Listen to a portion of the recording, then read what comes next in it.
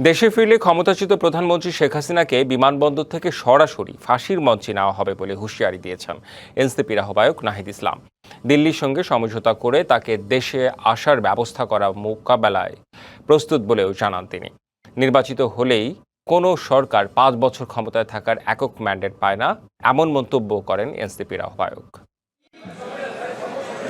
24 জুলাই আন্দোলনের 9 দফা দাবি একসময় রূপ নেয় এক দফায়। দিনটি স্মরণে রাজধানীর আইডিবি মিলনায়তনে শহীদ পরিবার ও আহতদের কণ্ঠে জনতার এক দফা শীর্ষক আলোচনা সভার আয়োজন করে এনসিপি।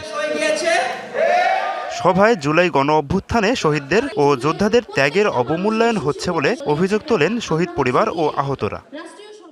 শাপলা চত্বরের বিচার, বিডিআর হত্যার বিচার, গুম খুন 24-এর বিচার কোনোটাই আমরা পাইনি। গত 2 বছর আমরা যারা আহতদের নিয়ে কাজ করেছি, যন্ত্রণাগুলো আমরা দেখেছি। আমার সজল মারা গেছে, মৃত্যুর পর ওর কবরটার সাথে দুর্নীতি করা হয়েছে। এ সময় প্রকৃত জুলাই যোদ্ধাদের অগ্রাধিকার ভিত্তিক চিকিৎসা ও সুযোগ সুবিধা নিশ্চিতের দাবি জানান দলটির মুখ্য সংগঠক সার্জিস আলম। আমরা বর্তমান সরকারকে আহ্বান জানাবো, সরকারি বেসরকারি হসপিটালে তারা প্রায়োরিটি চিকিৎসা পাবেন। সরকারের পক্ষ থেকে, স্বাস্থ্য মন্ত্রণালয়ের পক্ষ থেকে সরকারি প্রজ্ঞাপন জারি করতে হবে।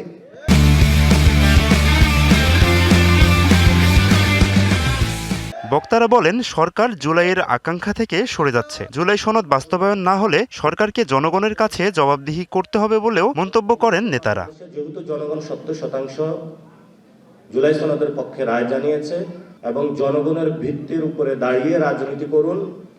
যে জায়গায় আপনি বসেছেন এটা আপনার চেয়ার না, এটা বাংলাদেশের শহীদ এবং শহীদ ফ্যামিলি এবং আহতদের চেয়ার। দেশ পরিচালনা করুক, তারাই সরকার হিসেবে থেকে যাক। জনগণ তাদেরকে ভোট দিয়েছে, ভোট পেয়েছে, যে পদ্ধতির মধ্য দিয়ে হোক, তারা তো এখন সরকারে আছে। তারা দেশ পরিচালনা করুক, কিন্তু দেশটা পরিচালনা করুক গণভোটের রায়ের ভিত্তিতে। বিচার বিচার বিচার চাই। এ সময় দলটির আহ্বায়ক নাহিদ ইসলাম বলেন, সুশাসনের প্রতিশ্রুতি বাস্তবায়নের মাধ্যমেই সরকার কতদিন ক্ষমতায় থাকবে তা নির্ধারিত হবে। নির্বাচিত হইলে সে 5 বছর থাকবে, এইটা তো কোনো ম্যান্ডেট জনগণ দেয় না। নির্বাচিত হওয়া মানে সে সর্বোচ্চ 5 বছর পারবে। পৃথিবীর বিভিন্ন দেশে প্রধানমন্ত্রীরা পদত্যাগ করে সরে যাইতে বাধ্য হয় যদি গুড গভর্নেন্স দিতে না পারে, যদি সুশাসন দিতে না পারে, যদি যে প্রতিশ্রুতি জনগণের কাছে দিয়েছে সেই প্রতিশ্রুতি। কথা বলেন ক্ষমতাচ্যুত প্রধানমন্ত্রী শেখ হাসিনার বিষয়েও। ডিসেম্বরে আসার জন্য যে ব্যবস্থা তারেক রহমান করে দেয়, ফাঁসির মঞ্চে, এয়ারপোর্ট থেকে সরাসরি ফাঁসির মঞ্চে।